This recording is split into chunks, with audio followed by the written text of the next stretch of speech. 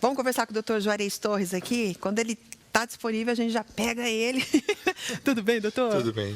Que bom te receber de novo. Bom estar aqui. Semanas passadas aí a gente falou sobre separação dos pais e como que os pais separados devem agir com o filho adolescente. Os pais têm muito medo do filho, de repente, no futuro se transformar num delinquente, entrar para o mundo das drogas, por uma rebeldia de que os pais separaram.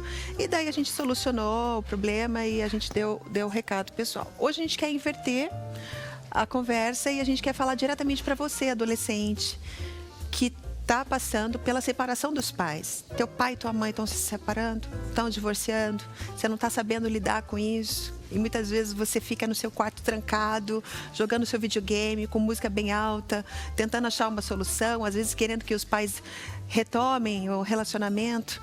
E aí? A gente vai te ajudar agora, tá bom? Doutor, como que a gente poderia ajudar o adolescente que está passando por isso? Primeira coisa é a seguinte: a separação é prejudicial em todas as faixas etárias a partir dos 2 anos de idade. Certo? Dos 2? Dos 2 anos de idade. Por quê? Porque justamente a partir dos 2 anos de idade a criança começa a ter os seus níveis de percepção, espaço, tempo, pessoas, rotinas. Quando nós falamos de adolescente, aí nós estamos num ápice importantíssimo. Por quê? O adolescente está passando pelo momento de formação da sua personalidade e justamente no momento de tantos conflitos, pai e mãe estão seguindo seus caminhos. Realmente, o prejuízo, ele é ruim em qualquer idade. Eu tenho 2 enteados, certo? Um deles, eu entrei na vida dele quando ele tinha 2 aninhos de idade, então eu posso falar claramente sobre isso. E o outro, eu entrei quando ele tinha 7 anos de idade, certo? Hoje ele está com 11. Então, eu entendo que é criar filho de outras pessoas, certo? Então, o adolescente, ele está passando pelo momento de formação da sua personalidade. A separação vai atingir sua autoestima, certo? A sua interação com outras pessoas, os seus relacionamentos. Por quê? Porque a partir do momento que ele está passando por essa concepção de personalidade, e justamente pai e mãe estão seguindo cada um a sua direção, o fator emocional vai ser atingido diretamente. Por quê? Porque, ora, ele vai precisar da opinião da mãe e do pai. E muitas vezes o pai e a mãe, pelo transcorrer da separação, não se tornaram referências para ele nesse momento. Como que ele deve agir, o adolescente, a uma pergunta do tipo: e aí, filho, quer ficar comigo ou quer ficar com seu pai? Perante a legislação brasileira, uma criança de 12 anos, ela pode falar na frente de um juiz com quem quer ficar. Então, veja só, com quem você vai ficar? Olha o peso da responsabilidade de um adolescente, ou de uma criança, ou de um pré-adolescente, chegar e decidir se vai ficar com a mãe, que realmente detém, perante a justiça, sempre deteve essa primazia de ficar com os filhos, ou de repente a mãe, por seus N problemas, certo? O filho fala: eu prefiro ficar com meu pai, que passa mais segurança. Então, a guarda, ela é compartilhada, quer seja legalmente ou não. A participação dos pais tem que ser total. Não se pode iludir uma adolescente com coisas assim: nós estamos separados, quem sabe lá na frente nós vamos voltar. Não, tem que ser muito claro com o adolescente para que ele saiba que sua vida, suas rotinas diárias, seus conflitos vão contar de uma maneira ou de outra com a participação do pai e mãe, que não podem deixar o adolescente, a criança, enfim, ali no meio de um tiroteio, que é o que acontece, certo? Porque o adolescente já está passando por N conflitos. Ele não tem capacidade de administrar, muitas vezes, o período de formação. E ele ainda vai ficar no meio de um bombardeio complicado. Ei, você, adolescente, está escutando essa conversa? Aí você não consegue verbalizar, né?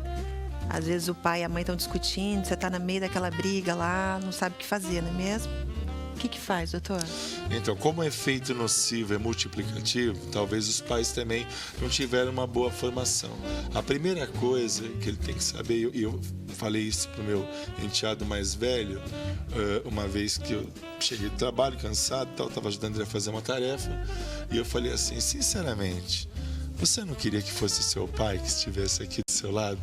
vendo a lição, tudo. Pode falar, não vou ficar chateada, porque eu sei o espaço que eu ocupo no coração do meu enteado, meu filho mais velho. Ele falou, eu queria. Aí eu viria assim para ele e falei assim, mas o mundo dos adultos é muito complicado. O seu não precisa ser complicado. E a partir daquele momento eu vi que ele já tinha uma maturidade para começar a ouvir do que é a vida, o que são os conceitos, as decisões, as frustrações. Então o adolescente, ele tem que saber se dominar em meio ao caos. Ele não pode tentar potencializar todas as coisas ao mesmo tempo, até porque a sua mente está trabalhando num fluxo hormonal muito acelerado. Então o ideal é cada emoção ser administrada individualmente, porque se for misturar tudo, vai complicar muito.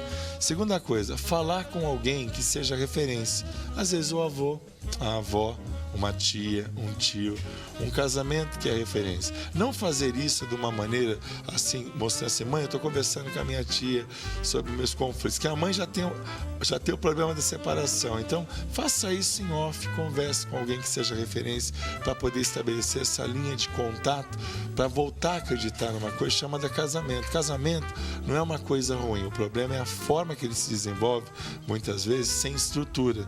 E algo sem estrutura é só tempo para cair e para ruir. A terceira coisa é que muitas vezes o adolescente ele pode apelar para o fumo, para o álcool, para as drogas, para se fechar, como você colocou, se fechar no quarto, criar um mundo paralelo, ficar escravo de videogame, porque no videogame você pode viver o personagem que você quiser e ali você vence. Então ele acaba não vivendo a vida dele para viver uma vida virtual. E hoje tudo está cooperando para isso, para que as relações emocionais se tornem cada vez mais frias e para que a gente se atrele mais às coisas virtuais. Logo, no mundo virtual, você pode ser qualquer pessoa, não consegue ser nesse mundo quem realmente você é. Você está precisando de um conselho agora, não tá? Tá? Que conselho que a gente pode dar para os adolescentes? Então, o conselho que eu dou é o seguinte, entender que a mamãe e o papai não escolheram isso. Cada um tem uma história, nós não podemos julgar a história de ninguém.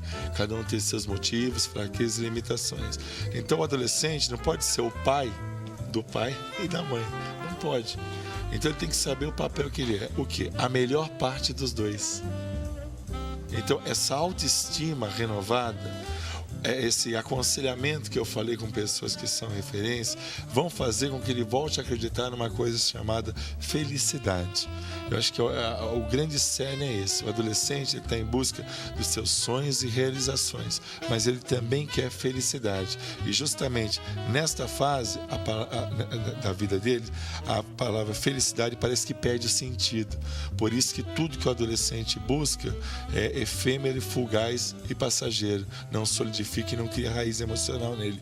Por isso tantos prejuízos que ele passa. E aí na escola, nos estudos e aí nos relacionamentos interpessoais principalmente. Tá? Nem tudo está perdido. Tenha pensamento positivo, tá bom? Obrigada, doutor. Sempre bom te receber. Obrigada. Muito bom estar aqui. Maria, a Fefe anotou sua perguntinha aqui. Próxima vez que o doutor Juarez Torres vier, a gente responde você, tá bom?